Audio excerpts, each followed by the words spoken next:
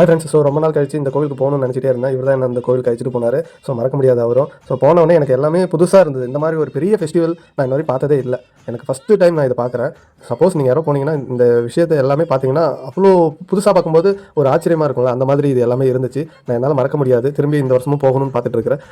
எல்லாம் நினச்சபடி நடந்ததுன்னா போயிட்டு இந்த வருஷமும் போயிட்டு வருவேன். உண்மையாலுமே இந்த ஒரு டைம் போயிட்டு இந்த கோவிலில் இந்த ஒரு விஷயத்தை பார்த்துட்டோம்னா எல்லா வருஷமும் இந்த கோவிலுக்கு போகணுங்கிற மாதிரி தான் ஒரு மைண்ட் செட் இருக்கும். எல்லாம் நல்ல ஒரு என்ஜாய்மெண்ட்டாகவும் இருக்கும். ஏன்னா எல்லாமே தார தப்பட்டை எல்லாருமே பயங்கரமாக அதே மாதிரி இந்த மாதிரி பயங்கரமாக டான்ஸ் ஆடிக்கிட்டே வருவாங்க. நமக்கு ஒரு வைப் இருக்கும். ஸோ அவங்க மாலை போட்டிருக்காங்க, அவங்க டான்ஸ் ஆடணும் இல்லை அந்த மாதிரி ஒன்று இருந்தாலுமே நமக்கு அதை பார்க்கும்போது நம்மளும் அவங்க கூட சேர்ந்து டான்ஸ் ஆடிட்டு வரணும், இல்லை நம்மளும் அடுத்த வருஷம் மாலை போட்டுக்கிட்டு வரணும் அப்படிங்கிற மாதிரி தான் மைண்ட் செட் இருக்கும். ஏன்னா அங்கே பார்க்கும்போது ஒன்றும் மிஸ் பண்ணிட முடியாது. எல்லாமே எப்பயுமே எப்போ கேட்டாலும் அது மைண்ட்லேயே இருக்கும். சடனாக அங்கே போயிட்டு வந்தோமா அந்த கோயிலா அப்படிங்கிற மாதிரி மெமரிஸ்லேயே இருக்கிற மாதிரி இது ஒரு கோவில். எல்லாருமே பயங்கரமாக இருந்தது. இது ஒரு ஊர் செட்டுன்னு சொல்லுவாங்க. இதில் பார்த்தீங்கன்னா சுடலை மாறன் வேஷம் போட்டுக்கிட்டு காளி வேஷம் போட்டுக்கிட்டு கையில் அக்னி சீச்சட்டி எடுத்துக்கிட்டு எல்லாரும் ஆடிக்கிட்டே வருவாங்க.